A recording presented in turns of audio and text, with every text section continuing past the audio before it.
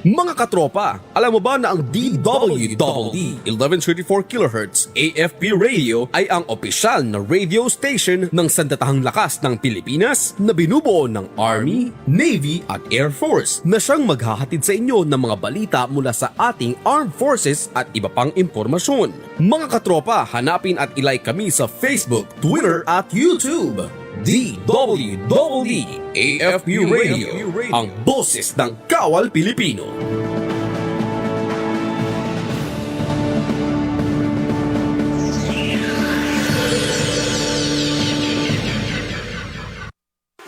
Araw-araw ang digmaan.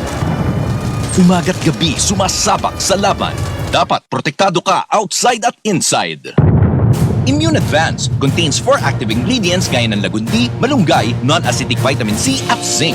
Tulong pampatibay resistensya para tulong proteksyon. Isama pa ang proper diet at exercise. Para katawan ay handa, Immune Advance helps support a healthy immune system. Immune Advance ang sandata. No approved therapeutic claims. Ang Immune Advance ay hindi gamot at hindi dapat gamiting panggamot sa anumang uri ng sakit. Available in Shopee, Lazada, and other leading drugstores.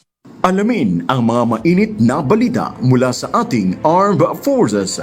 Tumutok sa 1134 kHz AM sa inyong mga radyo at manood online.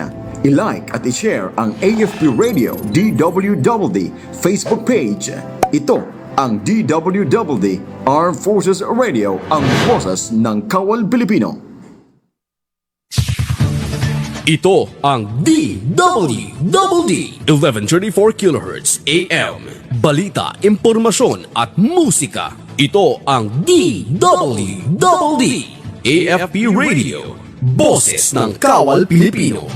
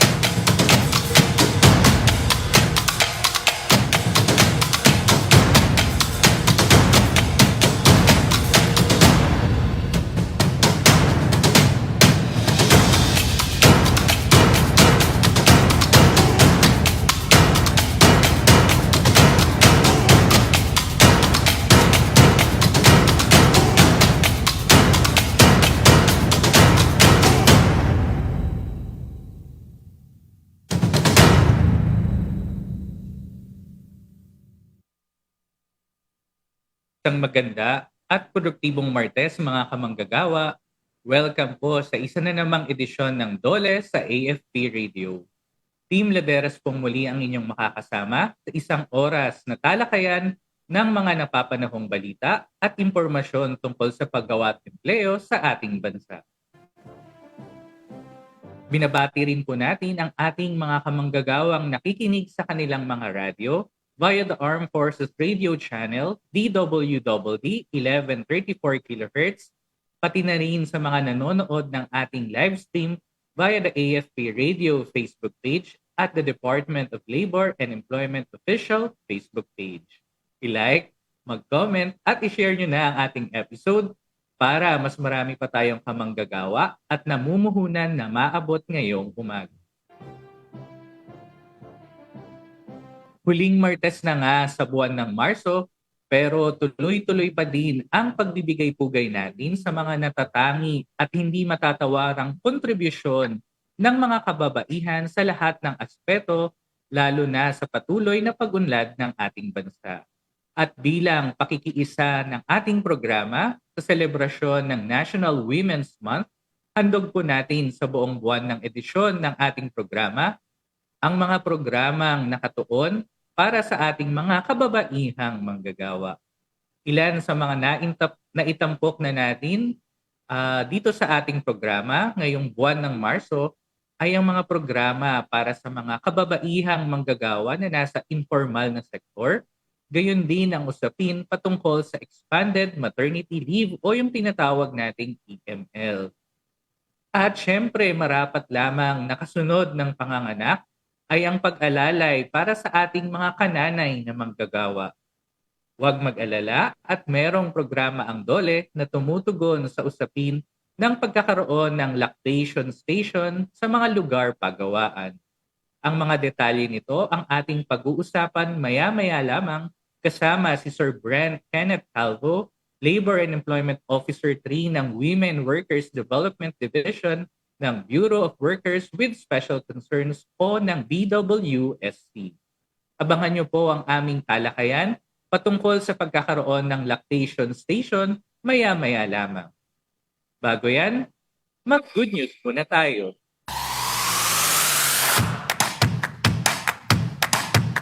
Umpisahan natin ang good news sa Central Visayas. 630,000 pesos na halaga ng livelihood assistance ibinigay sa mga biktima ng pamamaril sa Pamplona, Negros Oriental.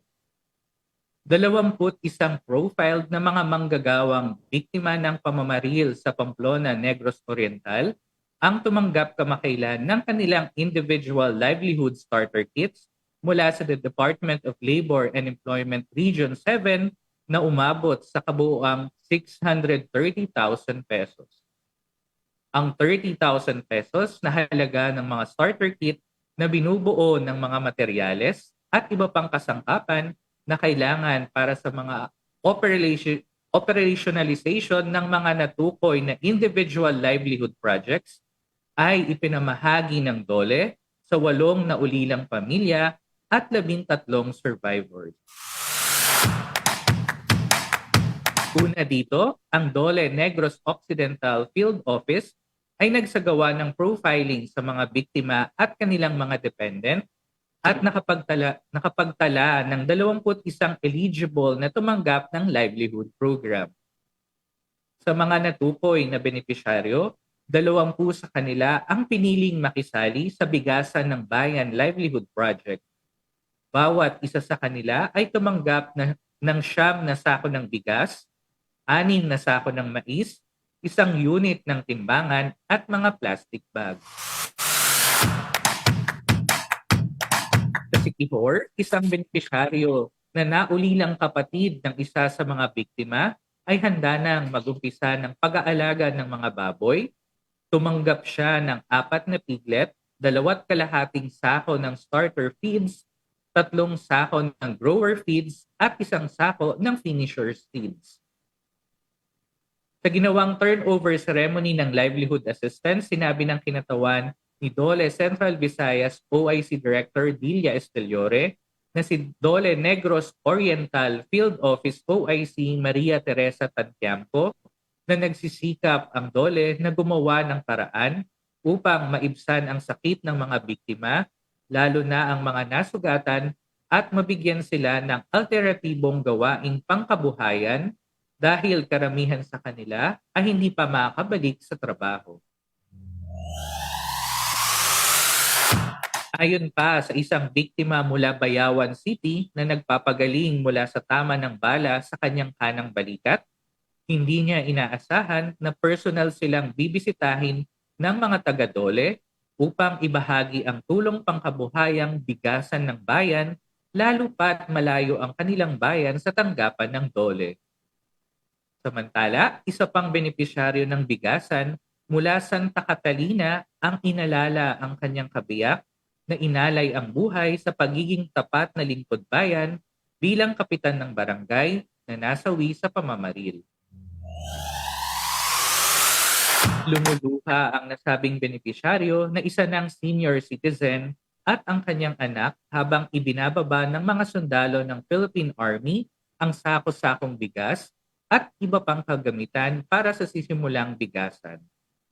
Ayon sa mensaheng ipinarating ni OIC RD Esteliore, bukod sa tulong pangkabuhayan na nagkakahalaga ng 30,000 pesos na ipinamahagi sa bawat 21 benepisyaryo, i-enroll din sila ng DOLE sa GSIS Personal Accident Insurance sa loob ng 1 taon. Pinasalamatan din ni RD Esteliore ang mga partners ng DOLE tulad ng West Vendors Association, gayon din ang 3rd Infantry Division at 11th Infantry Battalion ng Philippine Army sa Barangay Salag, Siaton sa pagtulong nila sa napapanahong pamamahagi ng livelihood assistance at sa pagtitiyak na naibabahagi ito sa mga tamang benepisyaryo. Ang naturang livelihood assistance ay sa ilalim ng Individual Projects category ng DOLE Integrated Livelihood and Emergency Employment o DILE program ng Kagawaran. Good news naman tayo mula sa Bicol Region. DOLE Bicol, katuwang sa kadiwa ng Pangulo Program. Sa pagsisikap ng administrasyon na magbigay ng mga programang naglalayong bawasan at labanan ang mga epekto ng inflation sa bansa, mariing sinuportahan ng DOLE Bicol Region ang kadiwa ng Pangulo na inilunsad sa kauna-unahang pagkakataon sa Pili, Camarines Norte, kamakailan. Layunin ng kadiwa ng Pangulo na maabot ang mas maraming lalawigan at lokalidad sa buong bansa upang matulungan ang mga lokal na magsasaka na kumita ng mas malaki sa pamamagitan ng direktang farm-to-consumer food supply chain, pag-aalis ng ilang patong sa pagbebenta at pagbibigay sa mga komunidad ng mas abot kaya at mataas na kalidad ng mga pangunahing produkto. Ayon kay DOLE Bicol Regional Director Maria Zenaida Angara Campita, habang inihahatid ni Pangulong Ferdinand Marcos Jr. ang kadiwa sa rehiyon, katuwang si Labor Secretary Bienvenido Laguesma, nagbibigay din ito ng pagkakataon sa mga kalahok na seller o nagbebenta upang kumita sa ilalim ng tulong panghanap buhay sa ating disadvantaged displaced workers o ang TUPAD program. 39 na mga seller mula sa Department of Labor and Employment, Department of Agriculture, Department of Trade and Industry, Department of Social Welfare and Development, Bureau of Fisheries and Aquatic Resources, Bureau of Jail Management and Penology, at National Food Authority sa Bicol Region ang kabilang sa mga kalahok sa programang Kadiwa. Muling inulit ng Pangulo ang kanyang mga suporta sa mga vulnerable na komunidad, gayon din sa micro, small and medium enterprises o ang MSMEs na magpahanggang sa kasalukuyan ay bumabangon mula sa epekto ng pandemya. Mula nang inilunsad ang kadiwa ng Pangulo, patuloy itong naglilingkod sa layuning matiyak na ang mga food commodities ay mabibili sa abot kayang presyo, lalo na sa mga pamilyang Pilipino sa mga lugar kung saan mataas ang demand ng consumer. Sa mahigit 500 outlets sa buong bansa, maraming magsasaka, mangingisda at maliliit na negosyanteng Pilipino ang mas malaki ang kinikita sa pamamagitan ng direktang farm-to-market consumer trade. At good news naman tayo mula sa rehiyon ng Cagayan. Mga estudyante ng abogasya sa Cagayan Valley nabigyan ng first-hand orientation sa alternative dispute resolution. 6 na mag-aaral ng abogasya mula sa University of Cagayan Valley o UCV ang nakakuha ng first-hand orientation sa alternatibong paglulutas ng hindi pagkakaunawaan sa mga lugar pagawaan mula sa DOLE Regional Office 2 nitong nakaraang linggo ng kasalukuyang buwan.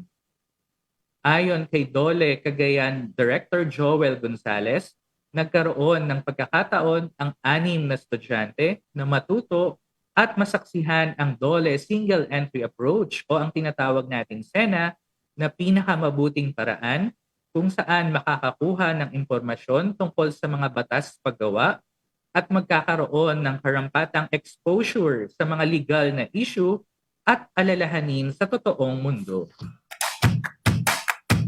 Ayon pa kay R.D. Gonzales, bahagi ito ng layunin ng DOLE na itaguyod ang maayos na relasyon sa pamamahala ng paggawa sa pamamagitan ng labor dispute settlement at pagpapatupad ng mga batas paggawa. Pangunahin sa mga paksang tinalakay ay ang single entry approach, na uri ng paglutas sa hindi pagkakaunawaan sa mga lugar pagawaan na nagbibigay ng mabilis, walang kinikilingan, hindi magastos, at mabilis na ma-access na paraan sa pag-aareglo ng lahat ng mga issue o salungatan sa paggawa upang maiwasang humantong sa pagiging full-blown na salungatan o kaso ang mga ito. Pinangunahan ni DOLE Region 2 Labor Relations Unit Head na si Ginoong Onofre James Mendoza ang naturang orientation sa tulong ng mga staff ng Mediation, Arbitration, and Legal Services Unit at Labor Standards Unit ng kanilang rehiyon. Ang ganitong uri ng pakikipagtulungan ay maaaring maging isang mahusay na pagkakataon para sa mga mag-aaral ng abogasya upang mapaunlad ang kanilang mga kasanayan at kaalaman sa isang praktikal at makabuluhang paraan, lalo pa sa mga katulad nila na interesadong magpatuloy sa karerang may kinalaman sa batas paggawa o may kaugnay na larangan. At yan po ang mga good news na tampok natin ngayong umaga. Susunod na po ang ating panayam kay Sir Brent Kenneth Calvo, Labor and Employment Officer ng Women Workers Development Division ng Bureau of Workers with Special Concerns patungkol sa pagkakaroon ng lactation station sa mga lugar pagawaan. Mamaya po yan pagkatapos ng ilang mga paalala. Oras natin, 15 minuto makalipas ang alas 11 ng umaga. Mga katropa, alam mo ba na ang DWDD 1134 kHz AFP radio ay ang opisyal na radio station ng sandatahang lakas ng Pilipinas na binubuo ng Army, Navy at Air Force na siyang maghahatid sa inyo ng mga balita mula sa ating Armed Forces at iba pang impormasyon. Mga katropa, hanapin at ilike kami sa Facebook, Twitter at YouTube. DWDD AFP Radio, ang boses ng Kawal Pilipino.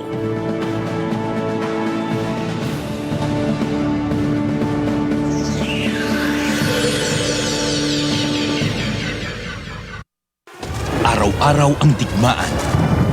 Umaga't gabi sumasabak sa laban.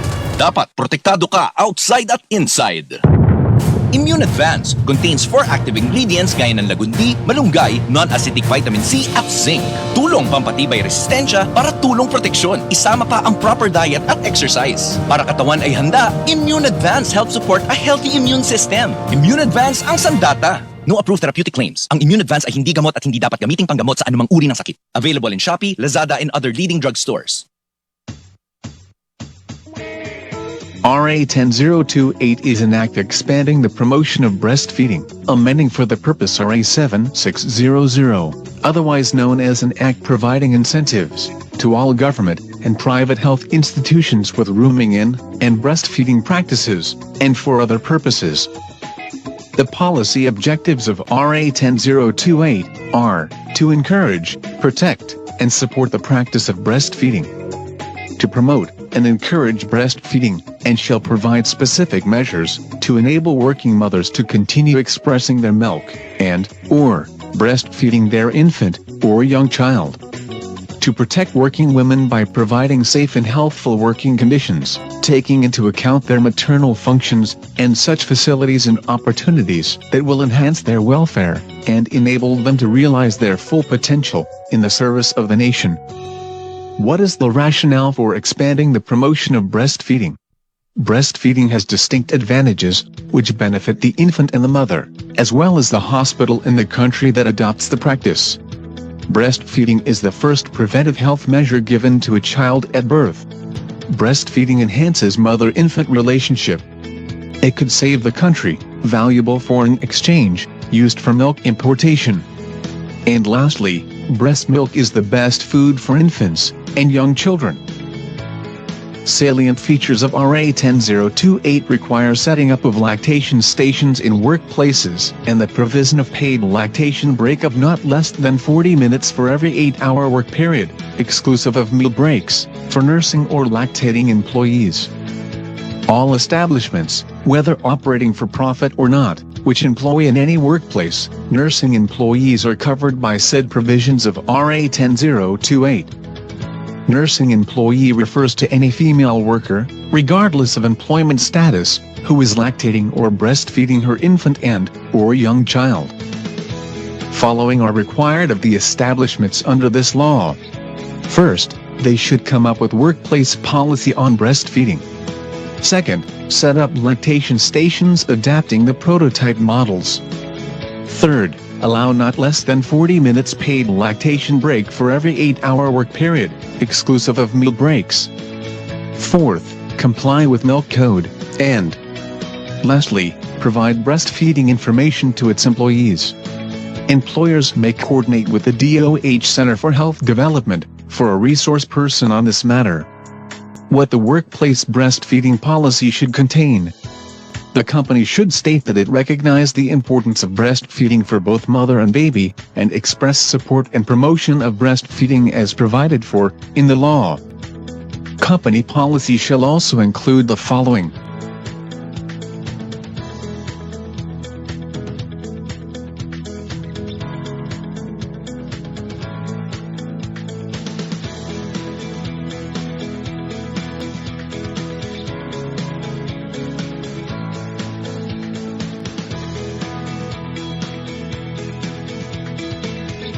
What is the general policy on lactation periods?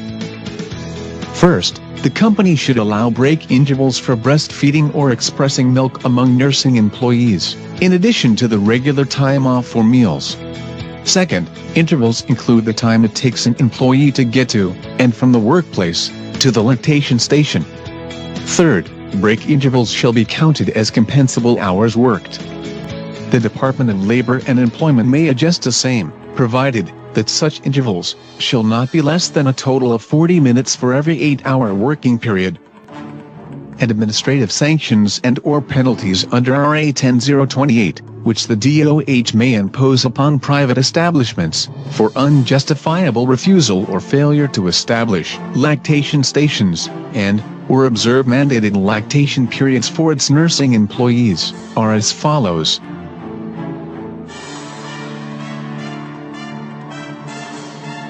For more details, visit www.bwse.dole.gov.ph, brought to you by the Department of Labor and Employment. More than jobs. It's decent jobs.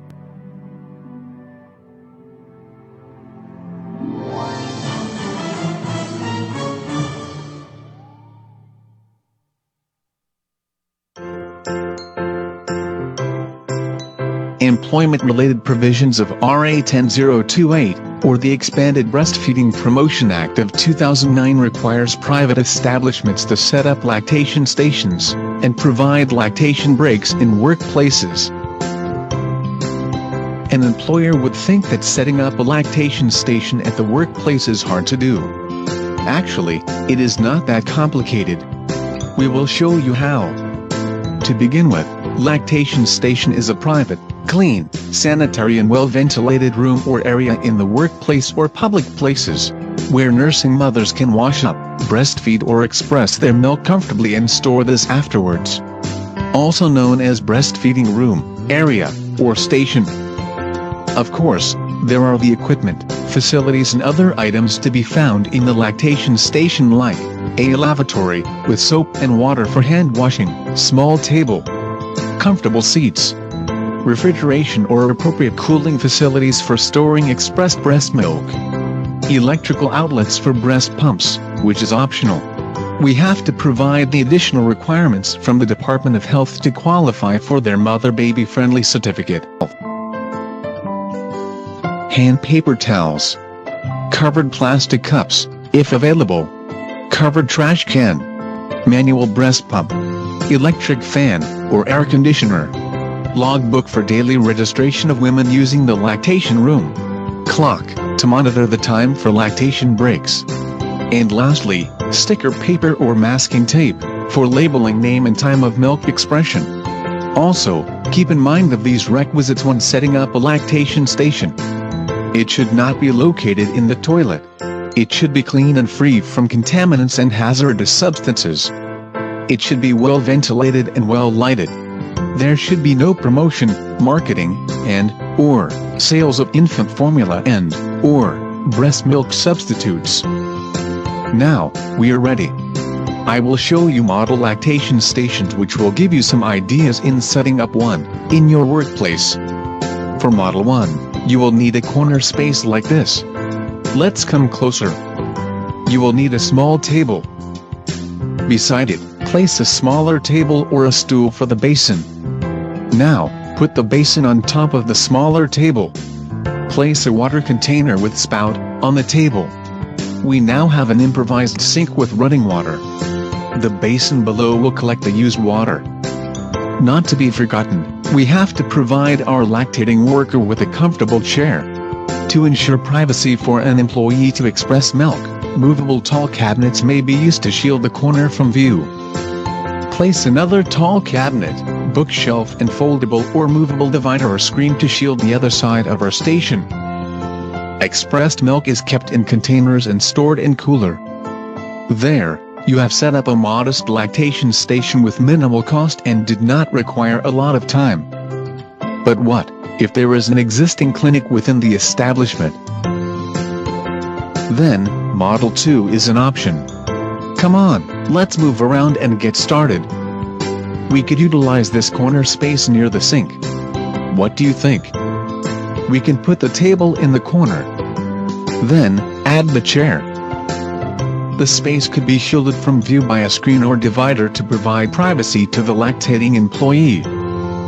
There may or may not have refrigerator. If there is none, expressed milk may be stored in coolers. There, we have given you an option that is also quick and not so costly to set up. But then, there are companies which would like to put up a lactation station that befits their corporate stature. So, they may opt for the next model. For Model 3, the employer may build a private room. It may be inside the clinic, but enclosed separately. A sink with running water should be installed. There should be a table, which may be customized as a small locker to store equipment, to save you from building a separate one. A comfortable chair is also a must. And a small refrigerator, to store the expressed milk. Electrical outlets for breast pumps may also be installed. Other establishments want some flexibility. So, they may consider combining the features of the previous 3 models and come up with a portable, box-like type which can be moved from one location to another, where it is most needed.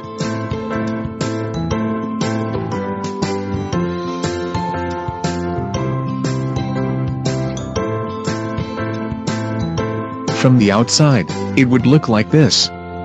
A refrigerator may be placed outside. The cubicle should be installed near a sink with running water. Or the sink itself may be installed inside the cubicle. Or, an improvised sink like the one from Model 1 may be utilized. Well, that's all the basic and important things you should know to set up a lactation station in your workplace. For inquiries or clarification, please call the Bureau of Workers with Special Concerns at telephone number 527-2558 or email womendivision@gmail.com, or visit our website at www.bwse.dole.gov.ph. Brought to you by the Department of Labor and Employment. More than jobs. It's decent jobs. Alamin ang mga mainit na balita mula sa ating Armed Forces. Tumutok sa 1134 kHz AM sa inyong mga radyo. At manood online. I-like at i-share ang AFP Radio DWWD Facebook page.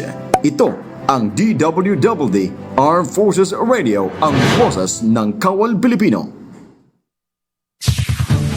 Ito ang DWWD 1134 kHz AM. Balita, impormasyon at musika. Ito ang DWWD AFP Radio, boses ng Kawal Pilipino.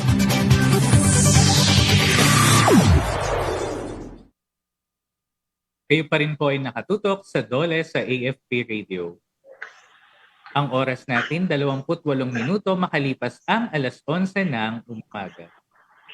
Sa ating pakikiisa sa taunang selebrasyon ng Buwan ng Kababaihan, na ginaganap tuwing Marso ng bawat taon. Tampok sa ating episode ngayong umaga ang isang programa na tumutugon sa pagkakaroon ng supportive environment para sa ating mga kananay na manggagawa na nagpapa-breastfeed sa kanilang anak. Yan ang ating tatalakayin kasama si Labor and Employment Officer Brent Kenneth Calvo ng Bureau of Workers with Special Concerns. Good morning, Sir Brent, at Happy Women's Month.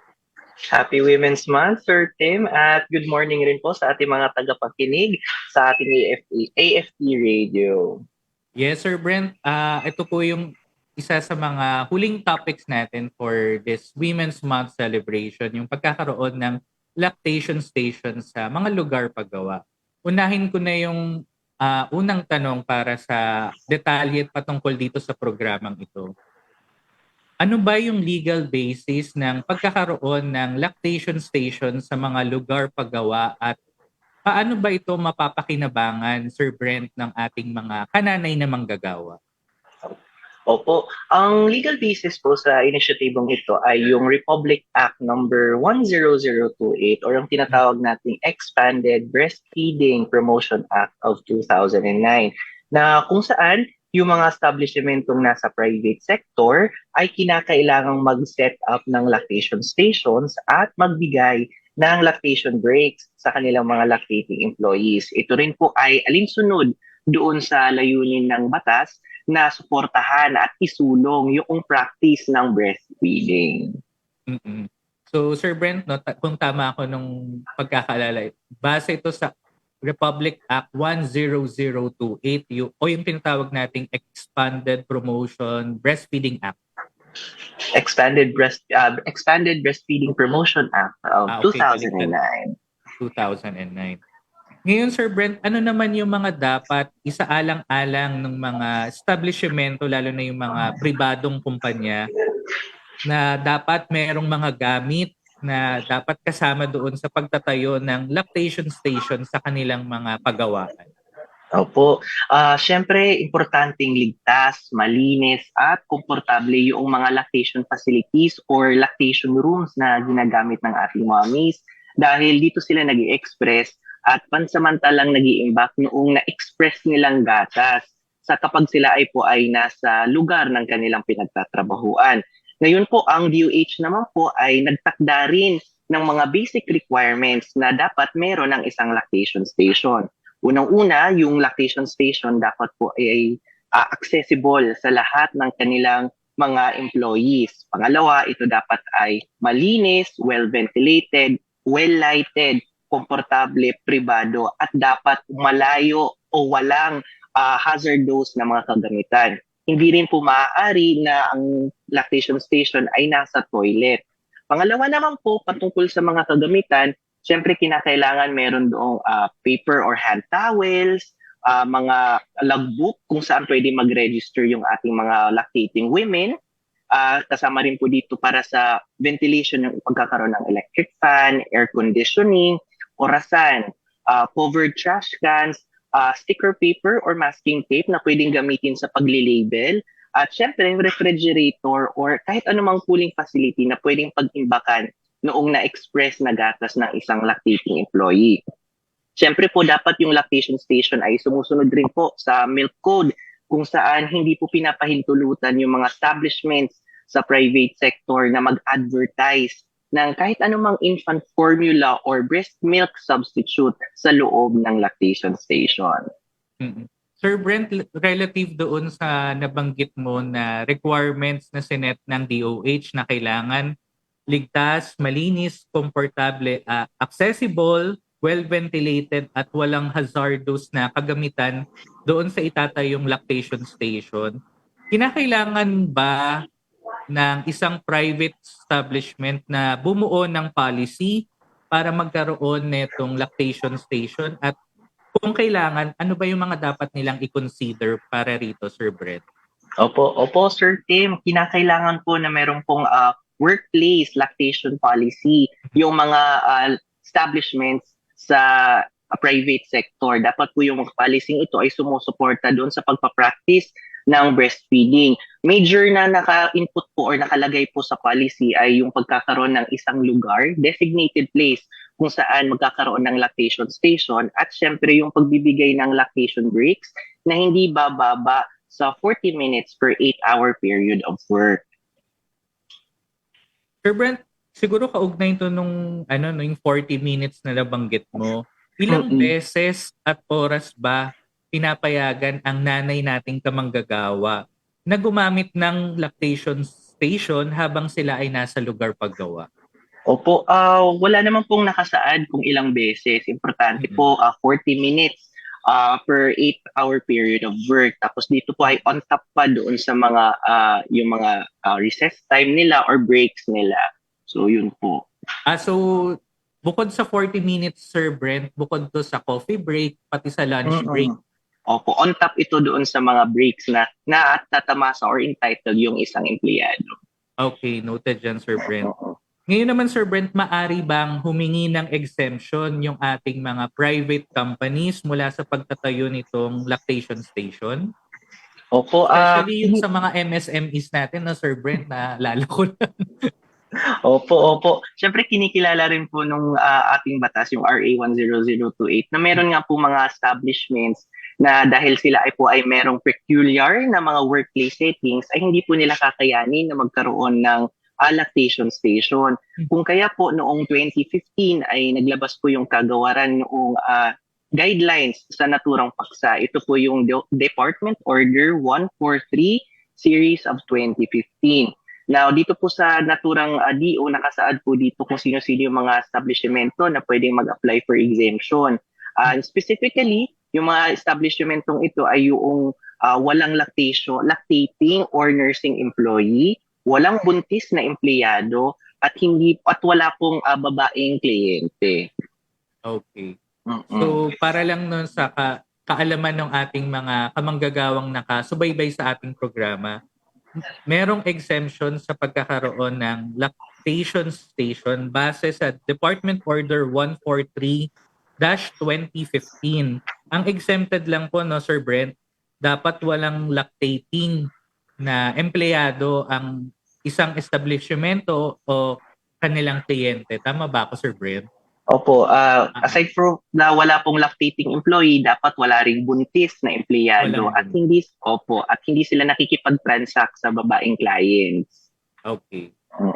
Ngayon naman, Sir Brent, ano naman yung maaaring i-consider na paglabag ng isang paggawaan sa ilalim nitong Breastfeeding Act?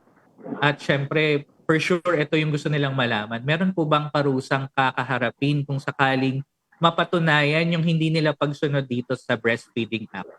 Opo, yung mga private establishments po na sa hindi maipaliwanag na kadahilanan ay hindi magtatayo ng lactation stations at hindi nagbibigay ng lactation breaks para sa kanilang mga empleyado ay pwedeng paglabag sa naturang batas. Yung regarding naman po sa sanctions, si DOH po ang nagpapataw nito. For first offense, sila po ay magkakaroon ng fine na hindi bababa sa 50,000 pesos at hindi lalagpas ng 200,000 pesos. Para naman po sa second offense, ito po ay isang fine na hindi bababa sa 200,000 pesos at hindi lalagpas sa 500,000 pesos. Para naman po doon sa third offense, fine na hindi bababa sa 500,000 pesos at hindi lalagpas sa 1 million pesos. Kasama na rin po dito yung kanselasyon noong business permits at saka licenses to operate. Naku, medyo malaki po pala yung kakaharaping parusa ng ating mga establishmentong mapapatunayan na hindi nagbibigay ng lactation station at yung nabanggit niyo po, lactation break. Ulitin lang natin, no, Sir Brent, ang first offense, hindi bababa ng 50,000 pesos pero hindi lalampas ng 200,000 pesos. Second offense, hindi bababa ng 200,000 pesos pero hindi lalampas ng 500,000 pesos. At yung pinakamalalang offense, third offense, 500,000 pesos pero hindi lalampas ng 1 million pesos at may kasamang kanselasyon ng kanilang business permit. Yan. Ngayon naman, Sir Brent, sino naman yung mga katuwang natin na ahensya dito sa DOLE patungkol dito sa pagpapatupad ng Breastfeeding Act. Kasama na rin yung pagpapatupad ng mga kaparusahan para sa mga mapapatunayang hindi sumusunod dito sa Breastfeeding Act. Opo, ang pinakakatuwang po ng DOLE sa pagpapatupad ng RA 10028 or nung Breastfeeding Promotion Act, opo, ay yung Department of Health or yung DOH. Mhm. Bukod po sa Department of Health, Sir Brent, kasi since may fine, kasama ba natin dito ang PNP or DILG? Sa pagbibigay po kasi ng sanctions, si DOH po ang nagpapataw ng sanctions sa establishments. Okay, Sir Brent. Mm-mm. Ngayon, Sir Brent, ito naman sa ating mga kananay na manggagawa. Kung may mga katanungan o nais mag-report patungkol dito sa lactation station at sa mga benepisyong nararapat sa kanila, saan po sila maaaring makipag-ugnayan, Sir Brent? Opo, kung meron sila mga katanungan, mga klarifikasyon at iba pang mga concerns patungkol sa employment-related provisions ng RA 10028, maaari pong makipag-coordinate ang ating mga kamanggagawa sa pinakamalapit na opisina ng Department of Labor and Employment. Okay, Sir Brent. Sir Brent, at this point, ibinibigay po namin ang pagkakataon na magbigay po kayo ng mensahe sa ating mga kananay na manggagawa, lalo na't ipinagdiriwang natin ang National Women's Month. Go ahead, Sir Brent. Opo. Unang-una po, sa ngalan po ng aming director na si Director Ama Carisma Lubrin sa Tumba, nais po na una naming magpasalamat na ina-involve or naimbitahan ang Bureau of Workers with Special Concern sa programang ito. At nais rin po namin ipabatid na sa pong ito, syempre ginugunita natin yung National Women's Month celebration na kung saan ang tema ay We for Gender Equality and Inclusive Society. Ito po ay naglalayong pag-igtingin yung ating mga inisyatibo at kolaborasyon patungo sa pagkamit ng isang lipunan ng may pagkakapantay-pantay at walang sino man ang naiiwan. Siyempre, yung pagkakaroon po ng lactation stations, pagbibigay ng lactation breaks, ay alinsunod rin po sa ating saligang batas na naglalayong protektahan ang ating mga kababaihan sa pamamagitan ng pagbibigay ng ligtas at descending pasilidad sa ating mga lugar paggawa. Ito rin po ay isang hakbang upang ang ating mga kababaihan ay hindi maiiwan at pagkilala na rin sa kanilang malaking kontribusyon sa ating lipunan. Naway ang lahat po ng ating tagapakinig ay maging katuwang ng Department of Labor and Employment sa pagbuo ng isang disente at produktibong paggawa para sa lahat ng ating manggagawa, lalong-lalo na sa ating mga kababaihan. Ayun, muli, mabuhay po ang ating lahat ng manggagawa, mabuhay po ang mga kababaihan, at Happy National Women's Month po. Magandang umaga. Muli, maraming salamat sa pagpapaunlak ng inyong oras, Sir Brent, at stay safe at wag po kayong magsasawang magbigay ng impormasyon patungkol sa ating mga programa para sa ating mga kamanggagawa. Thank you again, Sir Brent. Stay safe. At narinig po ninyo, mga kamanggagawa, ang tinig ni Sir Brent Kenneth Calvo, Labor and Employment Officer sa Bureau of Workers with Special Concerns. Para po sa mga kamanggagawa nating may katanungan hinggil sa programa ng BWSC, maaari nyo pong bisitahin ang kanilang website sa pamamagitan ng www.bwsc.dole.gov.ph at ang kanilang Facebook page. I-type lamang ang Bureau of Workers with Special Concerns sa inyong Facebook search bars. Para naman po sa iba pang mga labor-related na katanungan o kung may nais kayong malaman o ireklamo, bukas din po 24/7 ang DOLE Hotline 1349. I-dial nyo lamang po yan sa inyong mga telepono.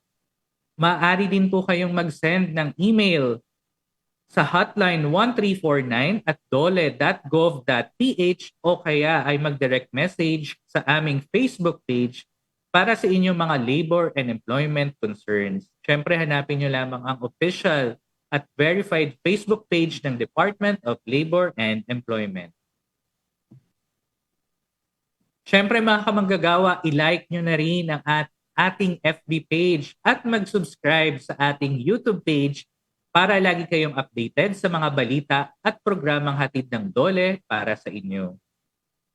At isa na naman pong episode ang ating napagsamahan mga kamanggagawa. Sa ngalan ng aking mga kasamahan dito sa DOLE Information and Publication Service, sa tulong ng Armed Forces of the Philippines, ako pong muli si Team Laderas. Tutok po kayong muli sa susunod na Martes, dito lamang sa Armed Forces Radio, DWDD 1134 kHz at DOLE Official Facebook para sa iba pang mga programa at serbisyong hatid ng DOLE sa bawat manggagawang Pilipino. Dito lamang yan sa DOLE sa AFP Radio. Oras natin, 44 na minuto makalipas ang alas 11 ng umaga.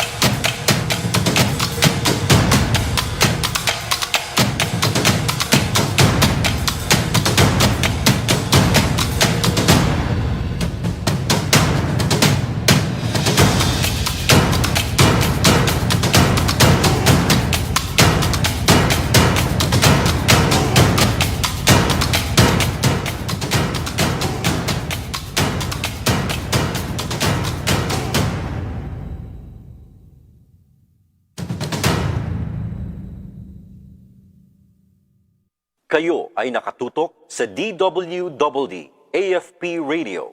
Kami po ay kasapi ng KBP, Kapisanan ng mga Broadcaster ng Pilipinas. Mga